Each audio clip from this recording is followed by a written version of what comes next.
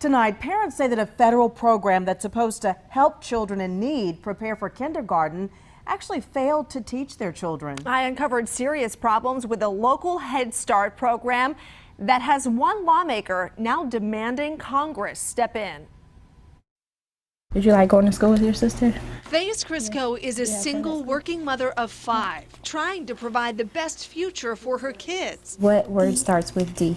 Dog. Last year, she enrolled her 4-year-old twins in Cabarrus County Head Start, a free program to prepare them for kindergarten. But she says the program was disorganized and dysfunctional. There were a lot of times we would go into the classroom to sign kids in, and there were no teachers there. The program was supposed to be 5 days a week, but some days, Crisco says, class would be canceled without notice. You're stuck trying to find childcare for the day and make other arrangements, get to work on time, so very, very stressful. For the past 3 years, an interim vendor called CDI ran Head Start and received more than $1 million per year in federal funding. These kids weren't being served, and the taxpayers were paying. Congressman Richard Hudson says the program was plagued with problems, including enrollment discrepancies where CDI claimed more students than the number actually enrolled. Hearing and developmental disability tests required by the federal government were not performed,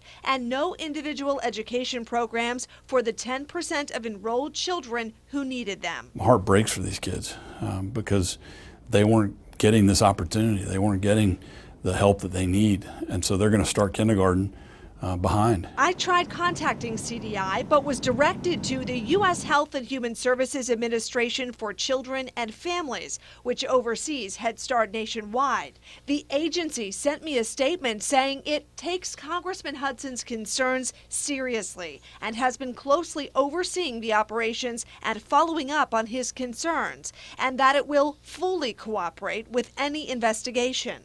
A new vendor called Save the Children will now run Head Start here in Cabarrus County starting in September. They're currently hiring staff to teach 102 3 to 5-year-olds and 16 infants and toddlers.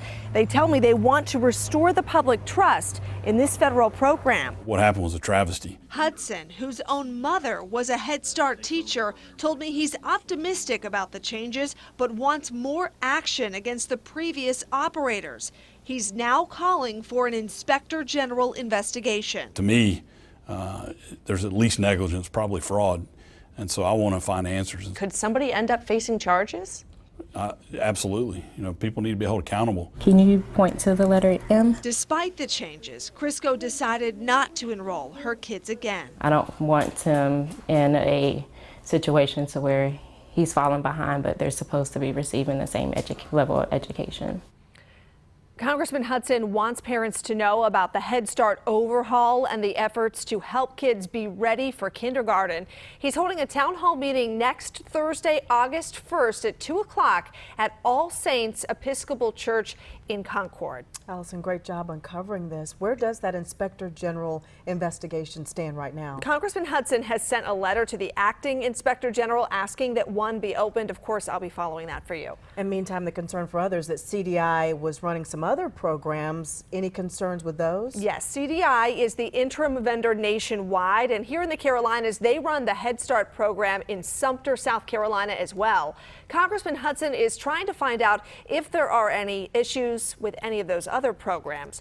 For parents who want to enroll in the Head Start program but may not know how, we've posted more information on our WSOC TV app.